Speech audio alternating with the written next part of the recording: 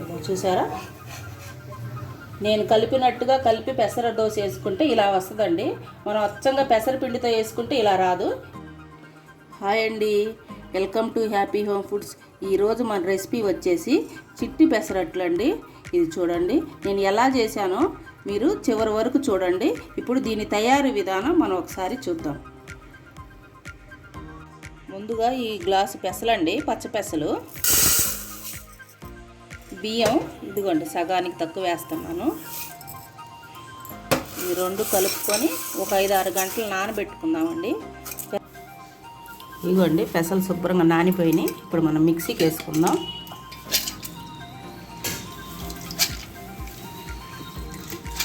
కొంచెం అల్లం అండి, కొద్దిగా పసుపు వేసుకుందాం. ఇప్పుడు దీన్ని నేను మిక్సీ పడతాను. అయిపోయిందండి, పిండి గిన్నెలకు పోసుకుందాం.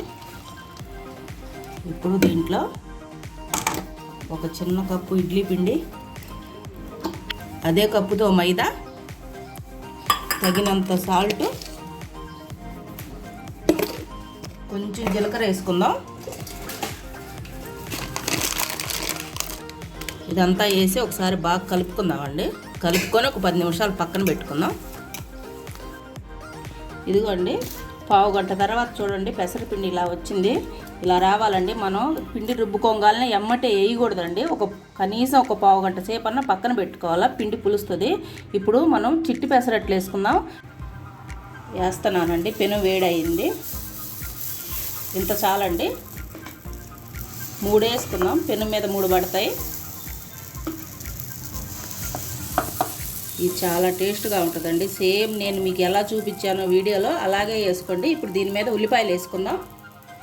ఇదిగోండి నేను ఉల్లిపాయలు, పచ్చిమిర్చి, క్యారెట్, జీలకర్ర అన్నీ కలిపి వేసానండి. అల్లం తరుగు మొత్తం కలిపి దీని మీద వేసేస్తున్నాను.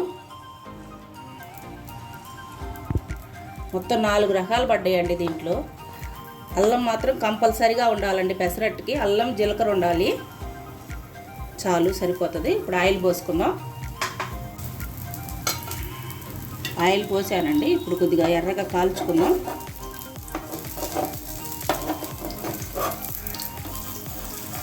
చూద్దాం కాలిందో లేదో ఒకసారి.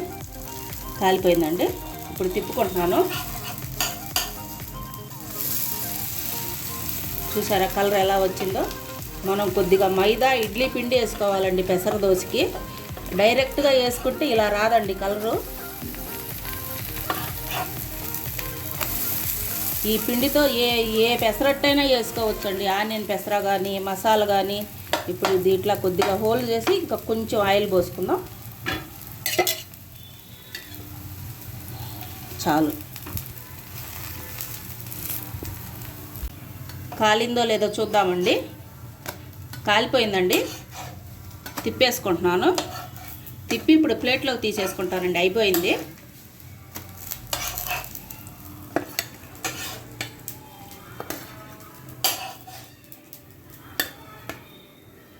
ఇప్పుడు ఇదే పెసరపిండితో మీకు హోటల్లో మనం పెసరట్టు తింటే ఎలా వస్తుందో అండి రోస్ట్గా ఇప్పుడు నేను మీకు అలాగే చేసి చూపిస్తున్నాను. మన ఇంట్లో కూడా హోటల్లో తిన్న ఫీలింగ్ రావాలి. చూడండి, ఇప్పుడు ప్లెయిన్ పెసర వేస్తానండి. నేను దీని మీద ఏం వేయను, కొద్దిగా ఆయిల్ పోసేస్తాను. చాలు, ఎక్కువ వద్దు. ఇప్పుడు దీన్ని బాగా కాలనిద్దామండి, ఎర్రడాలుగా వచ్చే వరకు. కాలిపోయిందండి. ఇదిగో చూడండి ఎలా వచ్చిందో. ఇప్పుడు దీన్ని మనం హోటల్లో లాగా మడుచుకుందాము. ఇదో చూసారా, నేను కలిపినట్టుగా కలిపి పెసర దోశ వేసుకుంటే ఇలా వస్తుందండి. మనం అచ్చంగా పెసరపిండితో వేసుకుంటే ఇలా రాదు. ఇప్పుడు మనం దీన్ని ప్లేట్లోకి తీసుకుందాం. ఇదిగోండి చూసారండి చిట్టి పెసరట్లు ఎలా వచ్చినాయో. ఇదిగో ఈ విధంగా వేసుకోవాలండి. దీని మీద మీరు కావాలంటే నెయ్యి కూడా పోసుకోవచ్చు. ఇది ప్లెయిన్ పెసర అండి. చూడండి హోటల్లో లాగా వచ్చింది కదండి రోస్ట్గా. నేను కలిపిన విధంగా వేసుకుంటే సేమ్ ఇలాగే వస్తుందండి. మీరు కూడా ఒకసారి ఇలాగే ట్రై చేయండి. మా వీడియో కనుక మీకు నచ్చితే లైక్ చేసి, షేర్ చేసి, సబ్స్క్రైబ్ చేయండి. మళ్ళీ ఇంకో వీడియోతో మళ్ళీ కలుద్దాం.